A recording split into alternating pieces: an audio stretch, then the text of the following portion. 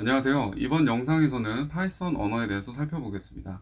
개발 환경으로는 파이참을 설치를 하고 파이썬 인터프리터 쉘에서 프린트, 인풋 함수, 넘버 데이터 타입, 매스 모듈, 렌지 함수, 랜덤 모듈에 대해서 실습을 진행해보고 로또 번호 6자리를 생성기를 만들어 보도록 하겠습니다. 자, 이제 시작해 보겠습니다. 이 슬라이드는 누구나 보실 수 있도록 영상 밑에 링크로 첨부하겠습니다. 자, 파이썬은 개발자들 사이에서도 많이 사용되는 언어입니다. 2019년에 스택 오버플로에서 개발자들에게 인기 있는 언어나 플랫폼에 대해 서베이한 내용입니다. 파이썬은 인기 있는 언어로 4등에 이제 위치하고 있는 것을 볼 수 있습니다. 옆에 보시는 표는 제트브레인에서 2018년에 조사한 파이썬 디벨로퍼스 서베이입니다. 파이썬 언어로 어떤 개발을 할 수 있는지 이제 여기서 확인이 가능합니다. 데이터 분석이나 웹 개발, 데브옵스, 머신러닝 등 다양한 분야에서 사용 가능합니다. 저 또한 대학원 석사 과정에서 머신러닝, 딥러닝 분야의 모델을 학습하는 등 이제 주 언어로서 많이 사용하였습니다. 인기 있는 언어로 널리 사용되면서 회사 입사를 위한 코딩 시험에서도 파이썬 언어를 사용하도록 이제 채택하고 있을 정도로 인기가 많습니다. 자, 여기서는 이제 통합 개발 환경에 대해서 볼 건데요. 파이썬은 프로그래밍 과목으로도 대학교 교과과정에서 전공 필수 과목으로 사용되고 있고, 회사에서도 데이터 분석이나 모델 서빙과 같은 워크로드로 많이 사용하고 있습니다. 파이썬을 사용하기 위한 통합 개발 환경은 무척이나 다양합니다. 저는 학교에서 파이참이나 주피터를 많이 사용하다가 지금 회사에서는 VS 코드를 이용해서 개발을 진행하고 있습니다. 이 영상에서는 파이참을 사용하도록 하고 그 외의 개발 환경은 다양한 튜토리얼을 이용해서 진행해 보겠습니다. 우선 구글에서 파이참을 검색해 주시고 또는 다음의 링크를 들어가셔서 설치를 이제 진행을 해 보겠습니다. 자, 그래서 다음의 사이트에서 이제 다운로드 버튼을 클릭을 하면 되겠습니다. 자, 무료로 사용 가능한 커뮤니티 버전을 다운받기 위해서 설치 파일을 이제 다운을 받고 실행을 합니다. 윈도우나 리눅스도 설치 파일을 다운받고 설치를 진행하시면 됩니다. 다음은 사용을 위해서 약관을 수락하고 개발 환경 설정에서 기본 설정을 이용하기 위해서 Skill Remaining and Set Defaults 버튼을 클릭합니다. 자, 다음은 새로운 프로젝트를 생성하기 위해서 Create New Project 버튼을 클릭을 하고 프로젝트명은 파이썬 튜토리얼을 입력한 다음에 Create 버튼을 클릭하면 됩니다. 자, 이제 시간이 지나고 나서는 이제 파이썬 튜토리얼 프로젝트가 생성된 것을 확인할 수가 있습니다. 하단부에 터미널 버튼을 클릭하고 다음에 파이썬을 입력을 해서 엔터를 치게 되면은 파이썬 인터프리터가 실행이 됩니다. 자, 이제 저와 함께 한번 진행을 해 보시죠. 자, 파이참을 입력을 하고요. 그 다음에 검색을 하면은 첫 번째 나오는 사이트가 있습니다. 자, 여기서 다운로드 버튼을 클릭을 하고요. 자, 커뮤니티 버전이 무료로 오픈소스로 이용 가능한 버전입니다. 다운로드 버튼을 클릭을 하면 되고요. 자, 이렇게 되면 다운로드가 이제 진행이 됩니다. 자, 다운로드가 완료가 되면 실행을 하면 됩니다. 자, 설치가 완료가 됐고요. 자, 이제 더블 클릭해서 실행을 하고 검사를 진행합니다.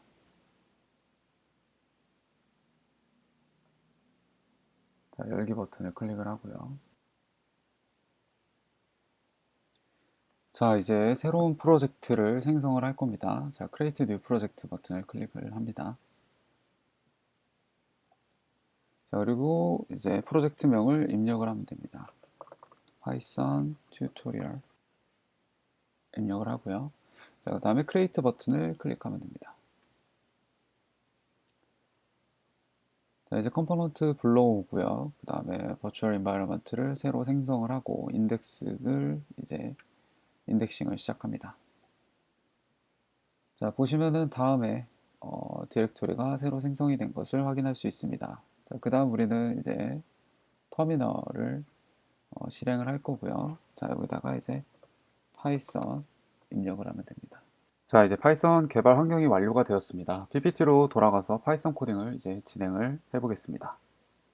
처음 시작할 부분은 프린트 함수입니다. 프린트 함수는 출력할 대상을 인자값으로 넣으면 화면이나 터미널 등에 출력이 됩니다. 오브젝트는 출력할 객체, 즉 대상으로 보시면 되고 다양한 데이터 타입들이 들어갈 수 있습니다. 다음에 예를 보면 각 나라의 인사말들을 출력하는 것을 볼 수 있습니다. 직접 실행해 보시면 한국어, 일본어, 중국어 상관없이 출력이 잘 되는 것을 확인할 수 있습니다. 여러 개를 출력하고 싶은 경우에는 콤마로 구분자를 넣고 여러 개를 입력으로 넣으면 됩니다. 자, 그러면 프린트 헬로우 직접 한번 입력해 보겠습니다. 여기서 중요한 거는 큰 따옴표로 감싸거나 또는 작은 따옴표로 문자열이라고 나타내어 인자값으로 넣으면 됩니다. 자, 그래서 헬로우가 이렇게 출력이 되는 것을 볼 수 있고요. 마찬가지로 한국어 또한 입력이 가능합니다. 자, 이런 식으로 안녕하세요라고 입력을 하게 되면 안녕하세요가 출력이 됩니다. 자, 여러 개를 출력을 하고 싶은 경우에는 다음과 같이 오늘의 기분은, 자, 그리고 콤마를 쓰고요. 어때? 이런 식으로 하게 되면 이어서 이렇게 출력이 되는 것을 볼 수가 있습니다. 자, 이번에는 숫자를 한번 넣어 볼게요. 숫자와 문자열의 차이는 따옴표, 큰 따옴표로 안에 들어가 있는지 여부에 따라서 숫자형인지 문자열인지 알 수 있습니다. 자, 문자열로 년, 그 다음에 일, 그 다음에 월, 자, 그리고 21. 자, 이런 식으로 하게 되면은 2020년 1월 21일 이런 식으로 출력이 되는 것을 볼 수가 있습니다. 자, 다음은 인풋 함수에 대해서 볼 건데요. 인풋은 사용자의 키보드 입력을 받습니다. 그래서 프롬프트는 사용자에게 보여주는 메시지나 텍스트로 화면에 출력되어 사용자에게 보여줍니다. 인풋은 사용자의 키보드 입력을 계속 받다가 엔터가 들어오면 입력을 멈추게 됩니다. 자, 여러분이 다녀왔던 최고의 여행지가 혹시 어디 있나요? 제 기억에 남는 여러 여행 중에 가족과 첫 여행지인 대만이 많이 기억에 남습니다. 이런 우리의 질문에 사용자에게 입력을 받기 위해서는 인풋을 사용해야 됩니다. 자, 마찬가지로 아이디와 패스워드를 입력을 해서 로그인을 하기 위해서 input이라는 함수를 사용할 수 있습니다. 자, 여기서 input, 당신의 최고의 여행지는,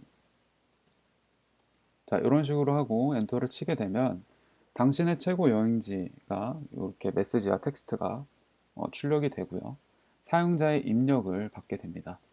저는 제일 기억에 남았던 여행지인 대만을 입력을 하게 됩니다. 자, 그리고 엔터를 치게 되면 입력이 멈추게 되고요. 자, 대만이라고 하는 문자열이 이런 식으로 출력이 됩니다. 이전에 input 함수에서 사용자의 입력을 받았습니다. 그러나 이 값은 휘발성으로 이후에 사라지게 됩니다. 이 데이터를 어딘가에 저장해야 할 때 필요한 것은 변수입니다. 변수의 값을 저장하면 컴퓨터의 메모리 공간에 저장이 되어 읽고 쓰고 업데이트를 할 수 있습니다. 이 변수에서도 다양한 데이터 타입들이 저장이 가능합니다. 데이터 타입에 대해서 실제 예제를 들어가면서 뒤에 설명을 드리겠습니다.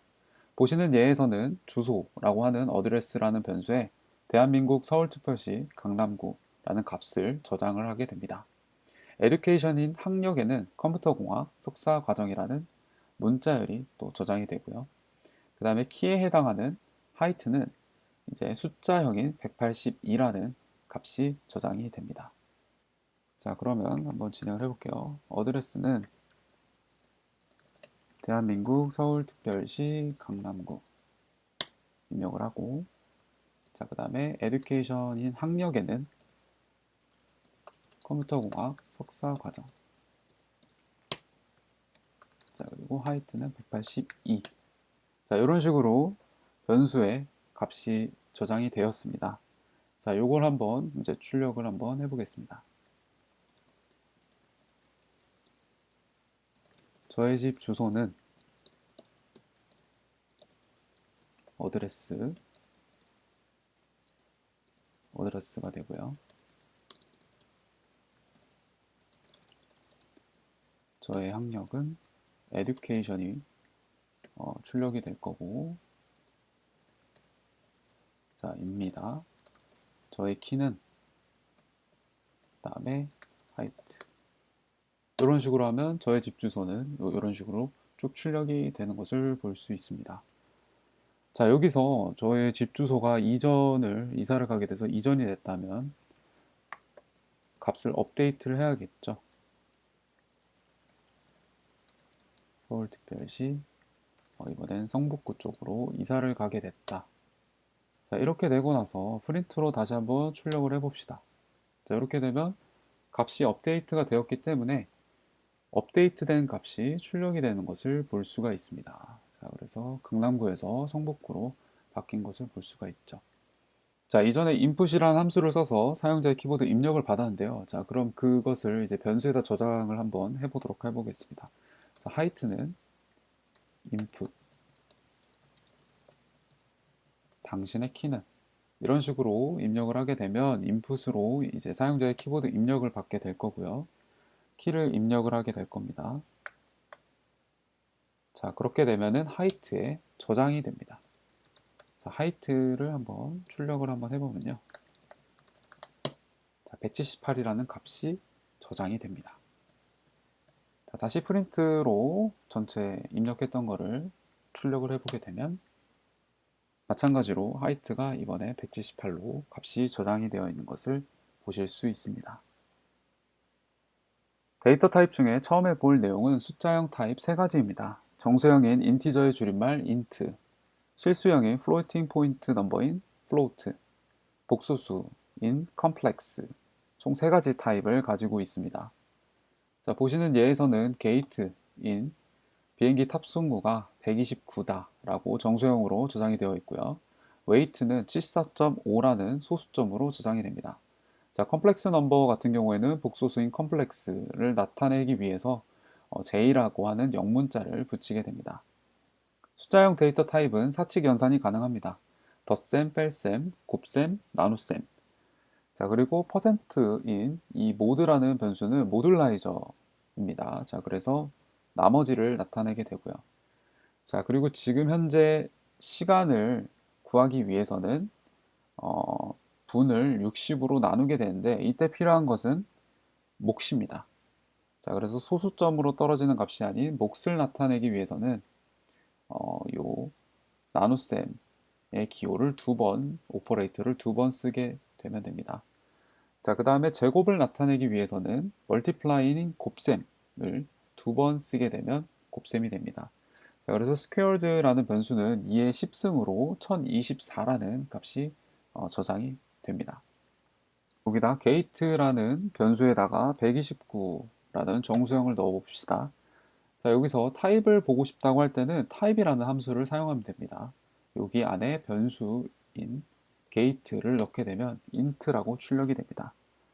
자, weight는 74.5로 값을 저장할 거고요. 마찬가지로 타입인 weight를 보면 float라고 출력이 됩니다. 자, 컴플렉스 넘버에는 복소수 값을 넣게 될 거고요. 타입으로 출력을 하게 되면은 컴플렉스라고 해서 복소수 타입으로 나오게 됩니다. 자, sum이라는 변수에는 1 플러스 2라고 넣을 거고요. 자, 출력을 하게 되면은 3이라고 사칙 연산이 덧셈이 적용이 됩니다. 자, subtract는 뺄셈으로 1 빼기 2라는 값을 넣을 거고요. 자, 똑같이 프린트를 해보게 되면 마이너스 1이 저장이 됩니다. 자, multiply도 마찬가지로 1 곱하기 3. 자, 그러면은 multiplying 변수에는 3이 저장이 됩니다.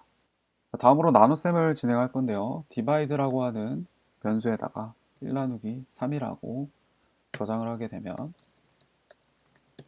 자, 0.3333이라는 소수점 실수형 값이 나오게 됩니다. 자, 우리가 minute이라는 변수를 적을 거고요. 여기다가 360이라고 360분이라고 표현을 하겠습니다. 자, 몇 시간인지 계산을 하기 위해서는 60으로 나누면 되는데 자, 이때 필요한 거는 몫을 계산하는 divide 오퍼레이터 2개를 쓴 나눗셈 기호를 두 번을 쓴 요 값을 쓰면 됩니다. 자, 이러한 이유는 뭐냐? 자, 6이라고 정상적으로 나오게 되는데요. 이번에 minutes를 370이라고 했을 경우에 hours를 나눗셈으로 나누게 될 경우 저장되는 값은 정수인 6이 아니라 6.1666으로 시작하는 실수형을 얻게 됩니다. 자, 이를 방지하기 위해서 몫이 필요하죠. 시간은 정수로 표현이 되기 때문에. 자, 그래서 나눗셈 기호를 두 번 쓴 몫을 구하는 오퍼레이트를 사용을 하게 됩니다. 자, 마지막으로 볼 거는 스퀘어드라는 변수에 곱셈을 두 번 써서 2의 10승을 표현을 하게 되고요. 자, 출력을 하게 되면 1024라는 값이 저장이 됩니다. 숫자형 타입과 관련해서 사용 가능한 모듈 중에 매스라는 라이브러리가 있습니다. 수학적 계산이 가능한 라이브러리로 매스 모듈을 사용하기 위해서는 import라는 키워드를 사용해야 됩니다. import는 가져오다 라는 뜻이 있죠.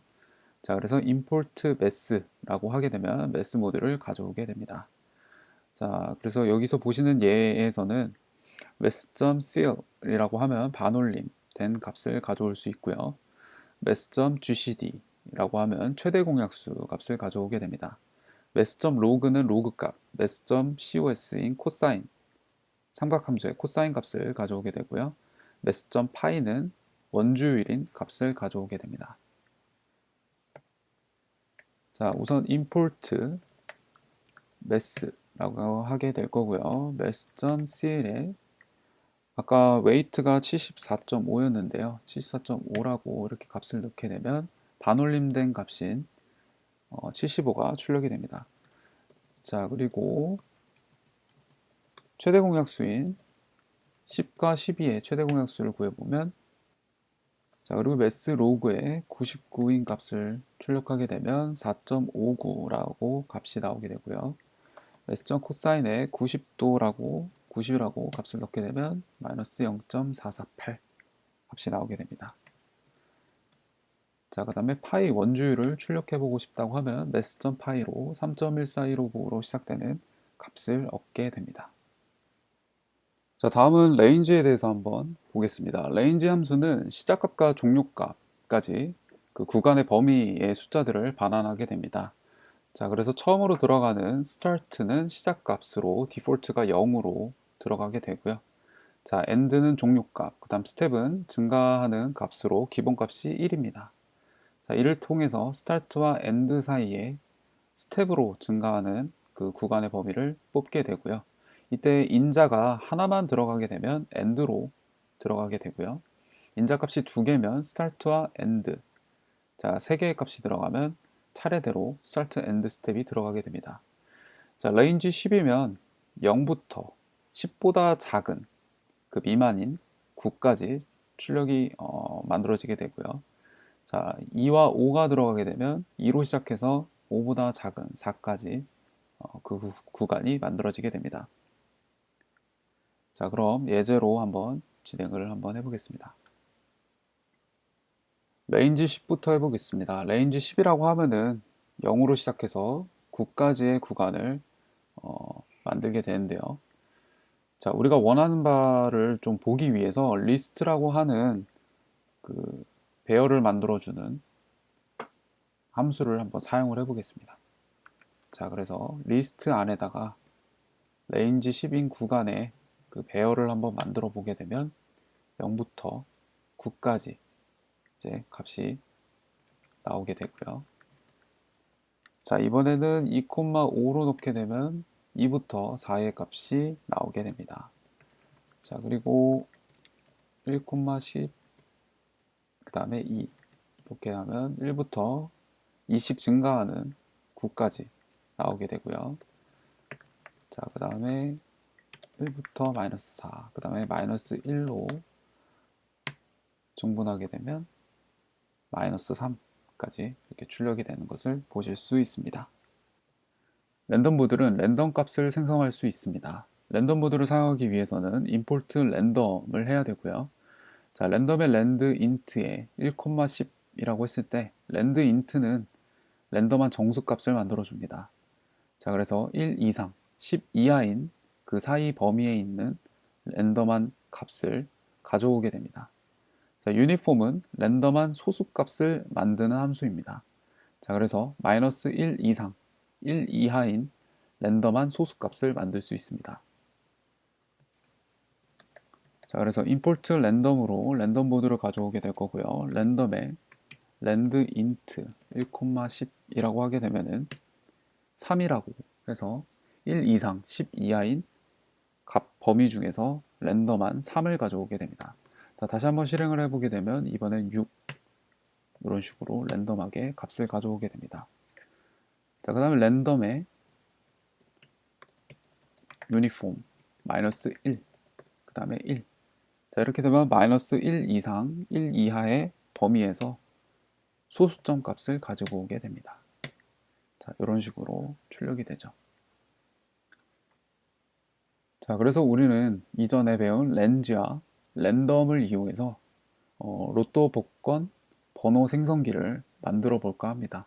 자, 로또 복권은 1부터 45의 숫자값 범위에서 총 6개의 숫자를 뽑으면 됩니다.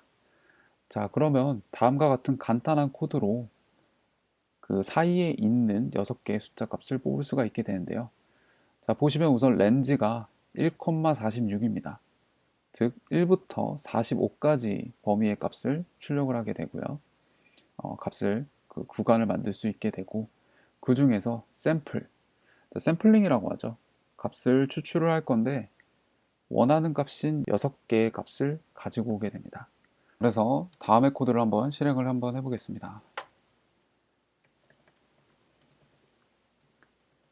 자, 로또라는 변수에다가 랜덤의 샘플을 쓸 건데 자, range가 1부터 46, 즉 1서부터 45 구간까지 샘플링을 할 건데 총 6개의 값을 뽑을 겁니다. 자, 그래서 로또라는 변수를 출력해 보면 다음에 구간에 있는 6가지의 숫자를 가지고 오게 됩니다. 자, 로또는 다시 랜덤의 샘플을 다시 한번 해보게 되면요. 자, 이번에는 다른 랜덤한 총 6개의 값을 출력을 하는 것을 보실 수가 있습니다. 자, 이를 통해서 우리는 총 이제 로또 번호 생성기를 한번 만들어 보았습니다.